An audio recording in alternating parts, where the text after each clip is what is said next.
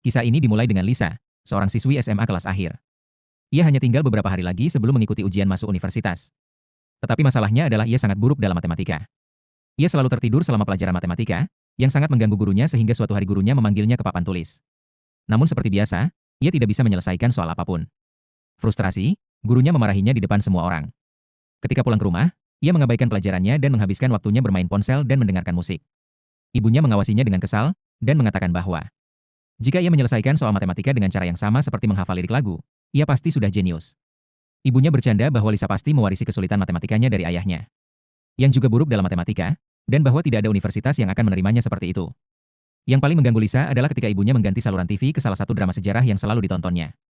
Lisa menyerah dan meninggalkan ruangan, menuju rumah sahabatnya.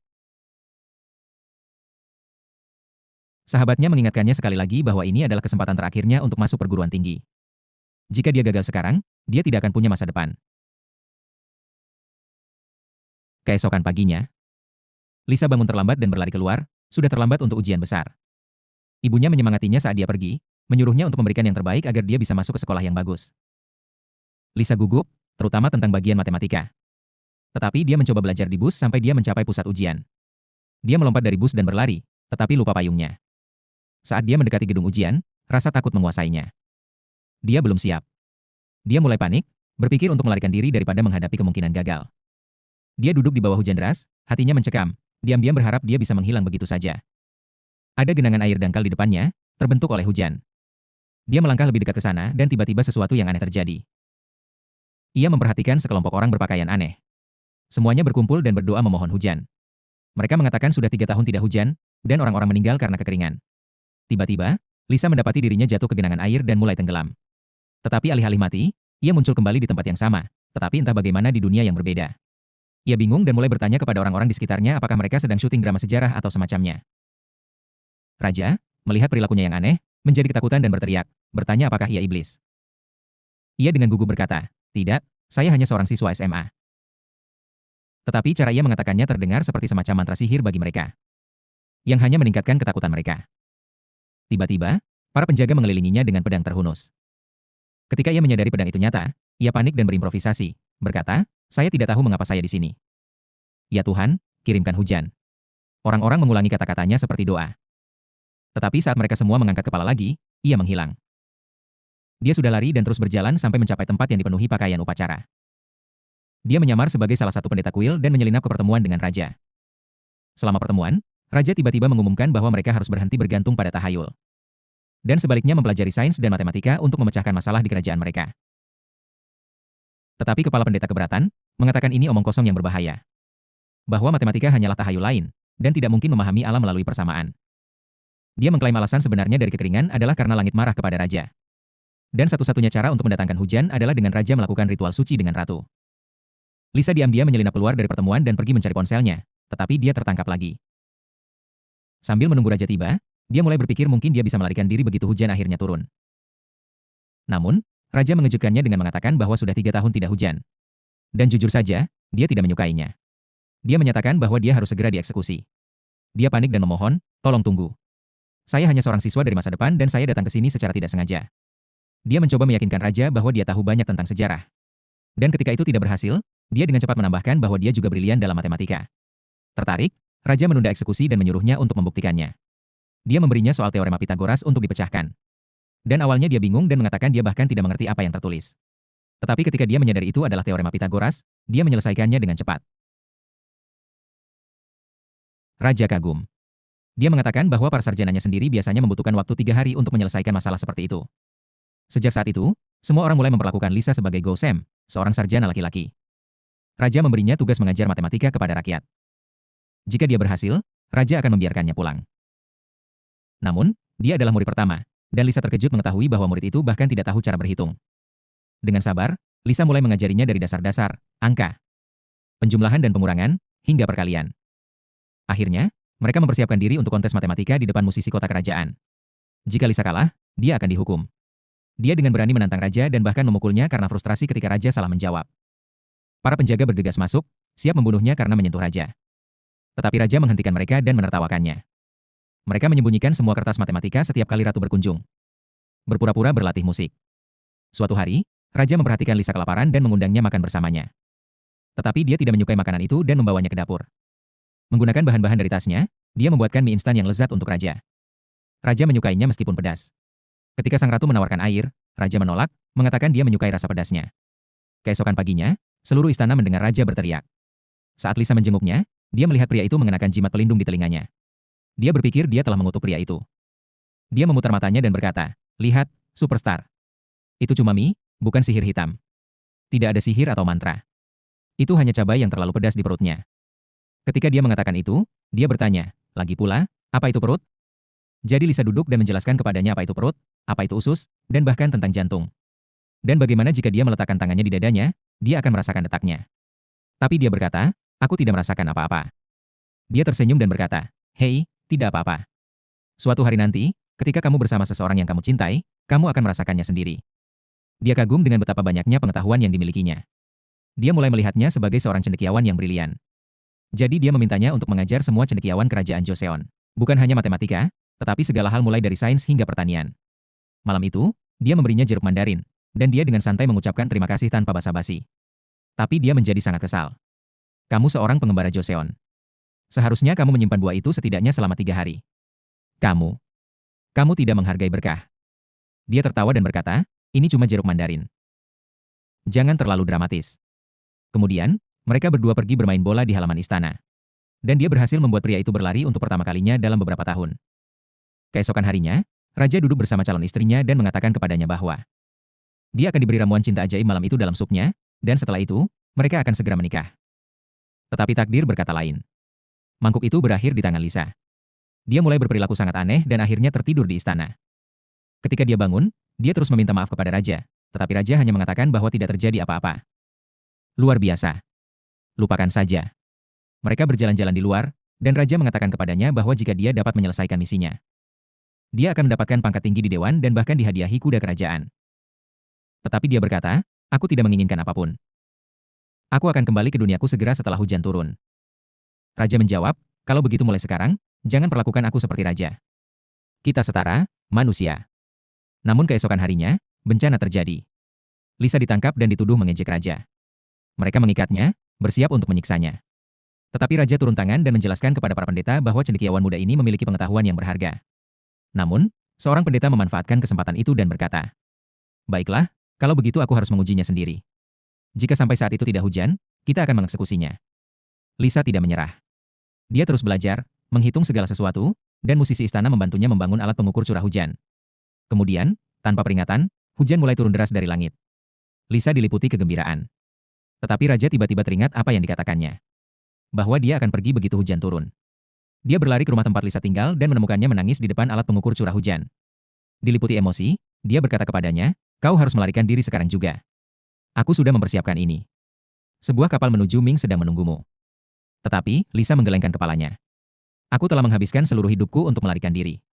Aku hanya berakhir di sini karena aku mencoba melarikan diri dari duniaku." Pada saat itu, musisi istana yang diam-diam bekerja sama dengan imam besar, tiba. Imam itu telah memerintahkannya untuk membunuh cendekiawan tersebut. Percaya bahwa Lisa mungkin benar-benar berasal dari masa depan. Musisi itu berkata kepada imam, jika itu benar, maka dia bahkan lebih berbahaya. Kita harus menyingkirkannya. Musisi itu membawa Lisa dan menempatkannya di atas kuda. Berlari kencang melewati hutan sampai mereka mencapai sebuah hutan. Di sana, dia berkata padanya, "Aku sudah tahu sejak lama bahwa kau seorang perempuan, tetapi aku pria yang baik. Rahasiamu aman bersamaku." Dia menjelaskan bahwa itu bukan disengaja.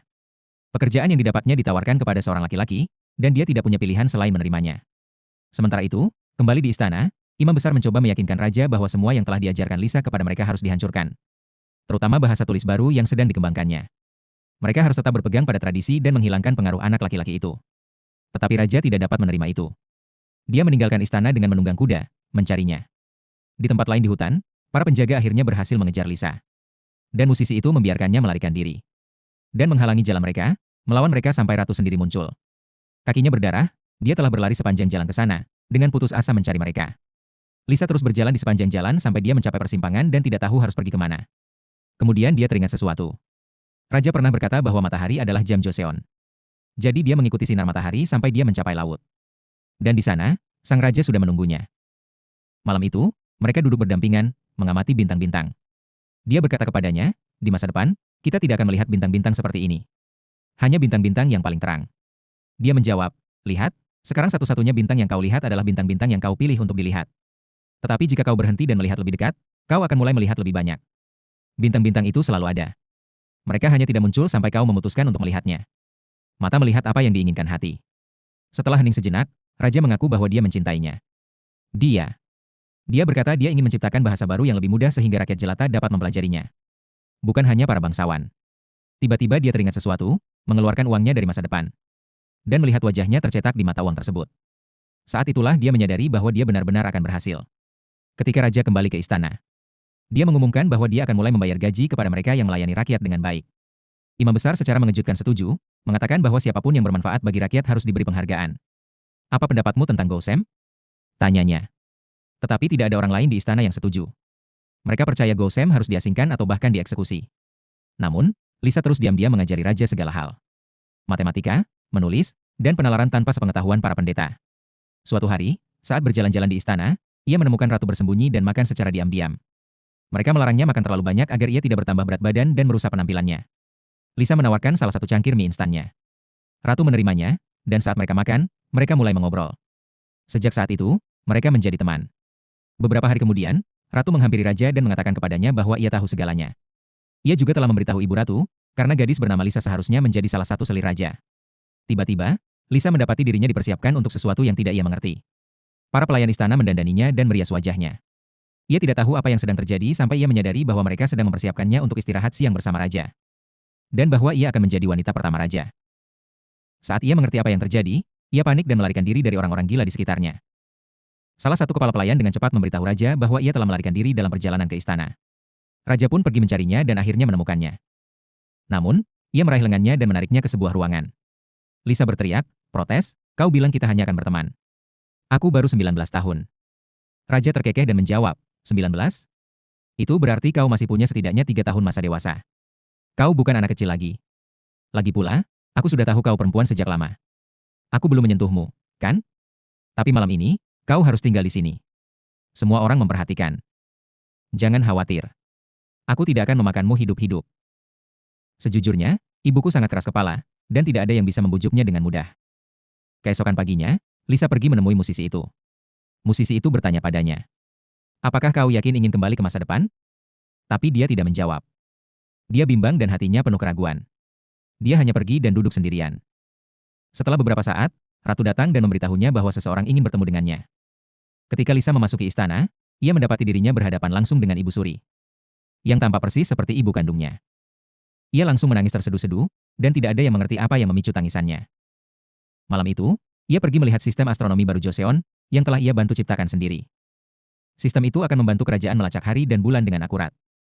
Raja kemudian mengundangnya untuk melihat hal lain yang sedang ia kerjakan. Ia telah mengembangkan alfabet baru yang terdiri dari 28 huruf. Yang dimaksudkan untuk menyederhanakan membaca dan menulis sehingga semua orang di Joseon, bukan hanya para cendekiawan, dapat mempelajarinya. Saat mereka berjalan ke tengah aula besar, ia meminta Lisa untuk duduk di kursi upacara. Kemudian ia meletakkan jepit rambut kerajaan di kepalanya, simbol pernikahan. Dan memintanya untuk tinggal bersamanya selamanya. Lisa mulai menangis dan berkata kepadanya, aku tidak bisa. Aku berjanji pada diriku sendiri akan kembali setelah hujan turun. Ibuku menungguku dan dia mempercayaiku. Raja menjawab dengan lembut. Kalau begitu, pergilah menemuinya dan kembalilah. Mari kita tinggal di sini bersama. Tetapi Lisa menolak lagi. Ia kehilangan kesabarannya dan berkata dengan marah, kau benar. Masa depan lebih baik dari ini. Joseon, penuh dengan penyakit dan penderitaan. Lakukan apapun yang kau mau. Kemudian ia pergi dengan marah. Dengan hati yang hancur, ia tetap berada di aula, berdiri diam, ketika tiba-tiba, ia dipukul di kepala dan pingsan. Seseorang menusuknya dengan pedang, dan seluruh bangunan terbakar. Ketika Raja mendengar apa yang terjadi, ia mempertaruhkan nyawanya dan berlari menerobos kobaran api untuk menyelamatkannya. Keesokan harinya, ia memanggil asistennya dan berkata, teks kuno itu hilang tadi malam. Ia menuduh imam besar mencurinya. Raja meraih tangan imam itu dan berkata, apakah tidak ada yang mengajarimu untuk menghapus semua bukti setelah melakukan kejahatan seperti ini? Lalu dia menoleh ke Lisa dan bertanya, apakah ini suara orang ini yang kau dengar? Dia mengangguk. Ternyata buku di tasnya telah melindunginya dari tusukan. Raja, yang marah, menghadapi pendeta itu. Kau tahu apa artinya dia bagiku? Mengapa kau melakukan ini? Pendeta itu menjawab dengan dingin. Karena jika bahasa baru itu menyebar, Kaum muda akan mulai berpikir bebas. Itu akan menciptakan kekacauan. Itu akan menghancurkan kerajaan. Aku tidak takut mati. Aku takut akan kekacauan yang akan menghancurkan masa depan. Raja menjawab. Bahkan jika kau mencoba menghentikannya, aku akan membangun sistem tulisan ini untuk rakyat. Aku ingin menjadi seseorang yang mewujudkan mimpi mereka. Mengapa kita harus takut akan masa depan yang bahkan tidak akan kita saksikan? Dunia yang tidak kita ketahui sama sekali? Tetapi pendeta itu tidak tergerak. Dia berlutut dan berkata, tolong hukum mati aku dan akhiri ini segera. Langit berubah kelabu dan hujan mulai turun. Hanya ringan pada awalnya. Lisa berjalan mengelilingi istana. Mengucapkan selamat tinggal kepada teman-temannya untuk terakhir kalinya. Sebelum pergi, Raja bertanya apakah ia bisa berjalan bersama Danby ke titik terjauh. Mereka berjalan berdampingan hingga mencapai tepi pantai. Di sana, Lisa melangkah ke kolam yang sama tempat ia pernah jatuh dan membiarkan dirinya tenggelam lagi, seperti sebelumnya. Beberapa saat kemudian, ia muncul kembali ke dunianya sendiri. Ia melihat sekeliling dan menyadari bahwa hanya beberapa detik telah berlalu. Masih ada waktu untuk mengikuti ujian. Ia berlari secepat mungkin menuju ruang ujian dan melihat gurunya menunggu. Ujian masuk baru saja dimulai. Ia bergegas ke tempat duduknya dan mengikuti ujian. Kemudian hari itu, ia pulang dan mendapati ibunya menunggunya. Ia berlari ke pelukan ibunya, yang memeluknya erat-erat. Segala sesuatu tentang Lisa telah berubah. Perilakunya, perspektifnya, semuanya telah bergeser. Setelah perjalanannya, ia belajar untuk lebih menghargai orang-orang dan hal-hal di sekitarnya. Bulan-bulan berlalu. Suatu hari, saat ia berjalan keluar sekolah, langit terbuka dan hujan mulai turun lagi. Tiba-tiba, seseorang meletakkan payung di atas kepalanya. Ia mendongak dan melihat wajah yang sangat familiar. Dia tampak persis seperti Raja Joseon. Tapi dia hanya tersenyum dan berkata, kita pernah bertemu lama sekali. Di bus, kamu menjatuhkan payungmu dan disitulah cerita berakhir. Jika kamu sudah sampai di akhir, beritahu kami pendapatmu di kolom komentar dan beritahu kami apa yang ingin kamu rangkum di video berikutnya. Terima kasih telah menonton.